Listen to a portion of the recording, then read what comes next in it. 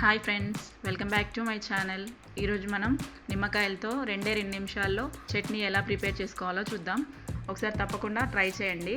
ఇది వేడివేడి అన్నంలో కలుపుకొని తింటే చాలా టేస్టీగా ఉంటుంది. ఫస్ట్ మనం దీనికోసం ఒక 5 నిమ్మకాయల నుండి రసాన్ని తీసుకొని పక్కన పెట్టుకోవాలి. ఒక 3 స్పూన్స్ కారాన్ని యాడ్ చేసుకోవాలి. అలాగే ఒక 2 స్పూన్స్ ఉప్పును వేసుకోవాలి.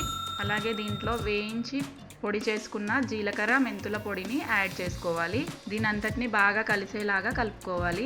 ఇదంతా బాగా మిక్స్ అవ్వాలి. బాగా మిక్స్ అయిన తర్వాత మనం దీంట్లోకి పోపు పెట్టుకోవాలి. దీనికోసం ఒక ప్యాన్ని స్టవ్ పైన పెట్టి దాంట్లో ఒక 3 టేబుల్ స్పూన్స్ ఆయిల్ యాడ్ చేసుకోవాలి. ఆయిల్ కొంచెం వేడైన తర్వాత 1 స్పూన్ ఆవాలు, జీలకర్ర, అలాగే ఒక 2 ఎండుమిర్చి వేసుకోవాలి. తర్వాత మనం దీంట్లో ఒక 10-15 వెల్లుల్లిపాయల్ని కచ్చాపచ్చాగా దంచుకొని వేసుకోవాలి.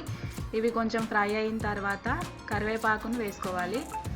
అలాగే ఒక పావు స్పూన్ పసుపును కూడా వేసుకొని ఈ పోపు అంతటిని బాగా ఫ్రై చేసుకోవాలి. ఈ పోపు ఫ్రై అయిన తర్వాత స్టవ్ ఆఫ్ చేసుకొని ఈ పోపుని బాగా చల్లారనివ్వాలి. పోపు చల్లారిన తర్వాతనే మనం మిక్స్ చేసి పెట్టుకున్న నిమ్మకాయ మిశ్రమంలో ఈ పోపుని వేసుకోవాలి. ఈ పోపు అంతా బాగా అయ్యేలాగా మిక్స్ చేసుకోవాలి.